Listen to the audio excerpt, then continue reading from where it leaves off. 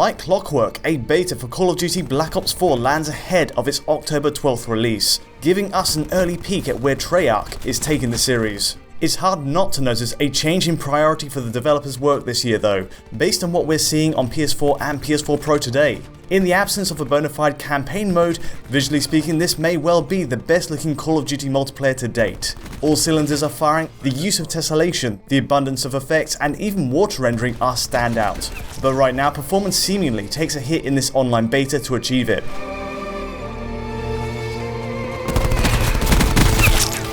All the usual caveats apply. Balance and performance are subject to change come October.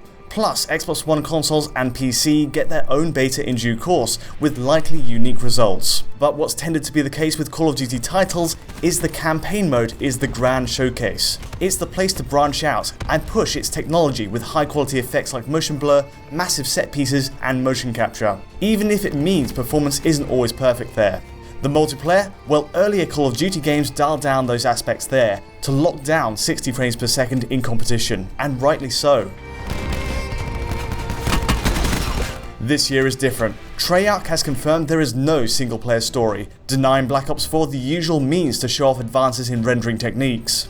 Instead, we have the new Blackout mode, a battle royale style spin-off to be shown in a beta later this year. Plus a bigger emphasis on the zombie mode. Clearly this is still under development, and today we have the traditional 12-player team deathmatch, where this time the pace of gameplay is slowed down a touch from the last Black Ops, with boots being on the ground more often than not. It's enough to get a sense of the environments in a would-be single player, and the beta's visuals push the regular PS4 harder than ever before, as I'll cover later in this analysis. For now, the 4K presentation on a PS4 Pro here has some genuine highlights. 3 years on from Treyarch's work on Black Ops 3, this reprises the bright, colourful backdrops this subsection of Call of Duty is known for. Changing from the futuristic war-torn streets of Infinite Warfare to the cobblestone roads and trenches of World War II, Treyarch is going its own direction entirely from the other studios. Vibrant locales are its trademark. Forests, beaches and towns built to a sweeping mountain range are in the beta's map rotation, all again making incredible use of the engine's physically based rendering. And we're better to look than down. Across all the beta's included maps, an extensive use of parallax occlusion mapping gives the ground a great sense of depth and realism. From shoveled piles of snow to mud tracks leading to a church, every corner of Black Ops 4's maps feel heavily tailored. Okay, it's rare you'll really stop to look at it, but the effort to embellish even the smallest points of detail is surprising for such a fast-paced game. Equally stunning is the backdrop detail. Most of these maps have a restrictive playing area, fitting a 6 vs 6 match type, but even so, forests and villages far out of reach are fully rendered in 3D, with shadows and effects.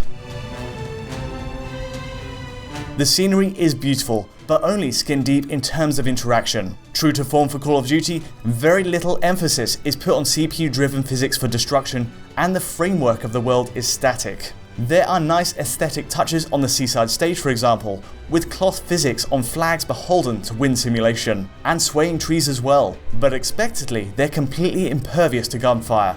It's all just for show. Technically it's got nothing on Battlefield series destructible landscapes, which can completely change the flow of play. But in terms of gameplay design, it does have its benefits for Call of Duty. In this case, and excluding the physics-based objects on shelves, Black Ops 4 keeps the actual level layout fixed. It's a design choice that, to its credit, forces players to learn one map that can be depended upon to stay intact. It's the League of Legends approach, where the strategy is built up in other areas, and anything more than that is purely an embellishment. For example, the post-death ragdoll physics on bodies return once again, spinning and flying through the air on a detonated C4. But at no point does it affect the flow of play, and the bodies quickly disappear. Lighting is also a strong point. While a solo campaign might have directed our attention to it better, the standard of volumetrics and bloom lighting isn't lost this time round. Crepuscular rays are used for enclosed spaces, streaming through broken woodwork to fill the space. Meanwhile outdoors, bloom is used across cloudy skylines to simulate a diffuse spread of light. Now the effect is underplayed compared to most games this generation, and it's reserved for select moments where it really shines. Another nice touch is the use of dynamic global shadows from the sun, letting you cast shade that blends seamlessly with the environments, and also hard spotlights across tunnel walls. Another eye-catching point is the use of reflections. Puddles use a form of screen space reflections, using the camera's visible frame to calculate the contents of a mirror image on the ground. Black Ops 4's approach is among the better implementations I've seen too. There's very little in the way of artifacting when objects fall on the foreground side of the camera's view.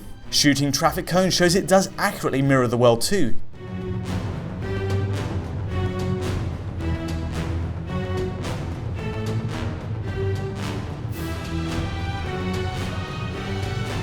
Treyarch also takes pride in the hectic maelstrom of effects its games can produce. Alpha transparencies, particles and bullet decals punctuate every rip of a machine gun, and each weapon carries a genuine sense of impact. There's no sign the effects are dialed back in resolution on PS4 Pro either. Equally, the water rendering looks beautiful, and while gunfire doesn't affect the surface beyond a flat splash texture, the shader work on top is still gorgeous to look at.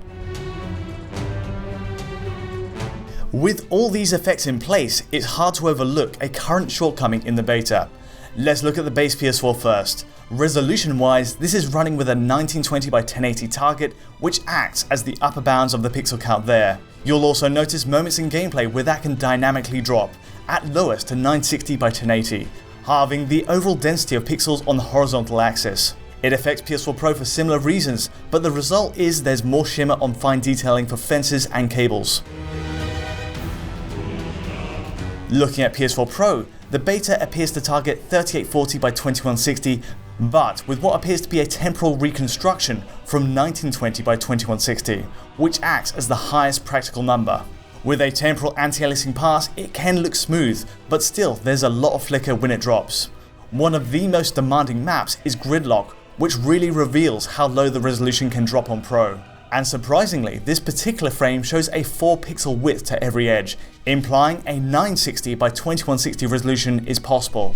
That's a huge cut when viewed on a 4K screen, and it certainly shows up when you get into shootouts at the map center. Image quality is variable then, but what's surprising is this isn't salvaging much on the performance front. Again, it's all possible it can change by release, and the beta is meant more as a network stress test. But on current findings, the base PS4 runs with a wide range, up and down from 40 to 60 FPS, often wavering in between at 50 FPS.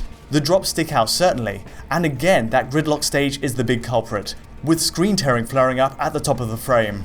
It's the only Call of Duty beta in recent memory that struggled this much on a regular PS4, so hopefully it can be addressed by release. Flip over to the PS4 Pro and your fortunes are improved, but only by a small margin. 40 to 60 FPS is still the range, and tearing is still a problem. The settings upgrades besides that res boost aren't obvious at this stage either, and performance wise, this is not what I'd expect from Black Ops 4 when it releases. There is potential for the Xbox One X beta, which will be in action later this week, to outperform PS4 Pro. But the outlook here shows 60 FPS isn't a priority for the team in the beta phase. To work around this, I tried switching PS4 Pro's output resolution to 1080p, in theory dropping the resolution to a native 1920 by 1080. Unfortunately, as you can see here, the frame rate in areas like Gridlock isn't helped by the switch. Evidence suggests the game's still rendering at the same settings on Pro as the 4K mode, and switching output won't help you lock to 60 FPS. At the very least, that tearing isn't too distracting, and it's generally hidden at the top of the screen no matter what. I rarely notice it in motion, since your eye is drawn to those crucial crosshairs. But still, it's a sign these maps do need more attention, or at the very least, PS4 Pro needs a performance mode option to make the most of the hardware. We have been here before, of course. Early footage of the Black Ops 3 campaign at E3 showed an engine under huge strain, buckling to effects and scripted set pieces. Treyarch tend to improve their code radically by release, and that was no exception. And it's possible we'll see a turnaround here as well. The beta's strength so far is in showing a robust, visually spectacular multiplayer, and if the standard of performance can be improved to match its graphics, we're on to another winner from the studio. That's all from me today though. Xbox One and Xbox One X users will be getting their hands on the beta in due course, and potentially we'll see the situation change there. Either way, if you found this analysis interesting at all, please support our work by liking or subscribing to our channel. Also, for notifications as each video lands, don't forget to ring the bell. The 4K file to this analysis is on our Patreon too, at digitalfoundry.net. And for direct contact with me or the team, you can use Twitter. But until next time, thanks for watching.